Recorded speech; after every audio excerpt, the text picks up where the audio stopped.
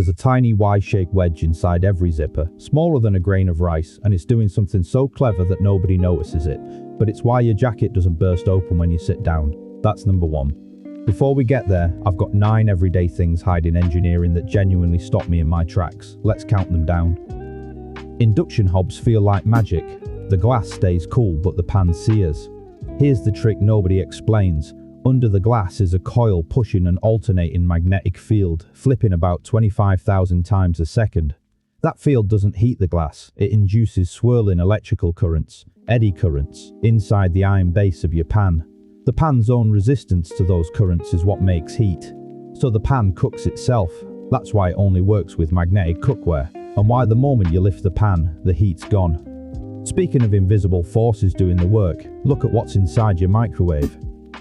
Everyone says microwaves vibrate water molecules, but the real picture is better. A magnetron fires microwaves at 245 GHz, 245 billion cycles a second. Water molecules are lopsided, slightly positive one end, negative the other, so they flick to line up with the wave, then flip back billions of times a second. That frantic twisting is friction, and friction is heat. Here's the bit I love. Cold spots exist because the waves form standing patterns with dead zones, which is exactly why the turntable exists, to drag your food through the hot and cold bands. Now, from invisible waves to something you press every single day. The ballpoint pen solved a problem fountain pens couldn't. Ink that flowed on demand and never leaked in your pocket. Inside the tip is a tungsten carbide ball about 1 millimeter across, sitting in a socket with a gap of just a few microns.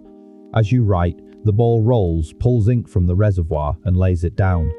The genius is the ink itself, thick and paste-like, so it won't run out on its own, but thin enough to flow when the ball spins. Laszlo Biro patented it in 1938. That ball is machined to tolerances tighter than a jet engine. From precision that small to something ancient and mechanical. A pin tumbler lock looks unbreakable until you see inside. There are usually 5 little stacks of spring-loaded pins, each cut into 2 pieces. Push the wrong key in and the split points sit randomly, jamming the barrel. But the right key's jagged edge lifts every stack so all 5 split points line up exactly at the shear line, the gap between the barrel and the housing. Then it turns. That's it. The whole security of your front door is 5 tiny gaps landing in a row. Lockpickers exploit tiny manufacturing errors to feel each pin set one at a time. Next, something that keeps time without a single gear moving by hand.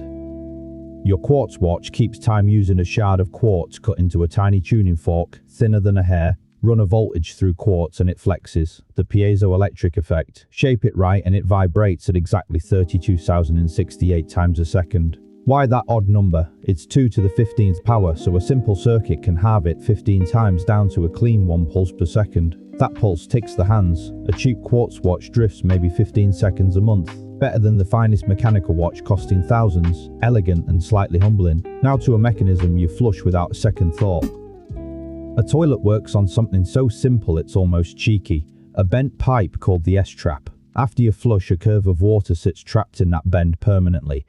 That plug of water is the only thing standing between your bathroom and the sewer gases below. No valve, no seal, just gravity holding water in a U. The flush itself uses a siphon. The rushing water fills the bend completely, and once it's full, atmospheric pressure sucks the whole bowl empty in one go.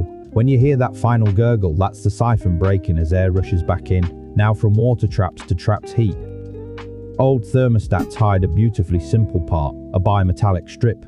It's 2 different metals, often brass and steel, bonded together. They expand at different rates when heated, so as the room warms, one side stretches more than the other and the whole strip curls. Curl it enough and it tips a little glass vial of mercury, or snaps a contact, cutting the heater. Cool down, it uncurls, circuit closes, heats back on. No electronics, no sensors, just 2 metals disagreeing about temperature. The same trick flashes your car's old turn signals. Simple physics, decades of reliable service. Next, one that literally lifts tons with your foot. Press your car's brake pedal and you stop 2 tons with 1 leg, because of hydraulics and Pascal's principle. Your foot pushes a small piston in the master cylinder. That pressure travels through incompressible brake fluid to much larger pistons at each wheel. Because the wheel pistons have more surface area, the force multiplies, sometimes tenfold. Then there's the brake booster, using engine vacuum to add even more push. The clever safety bit, the system is split into 2 circuits, so if one fails you still have brakes on 2 wheels. Fluid that can't compress, turning a gentle press into stopping power. Almost there, 2 more, and the last one's tiny. A speaker turns electricity into sound with almost embarrassing simplicity. Behind the cone is a coil of wire sitting in the field of a permanent magnet.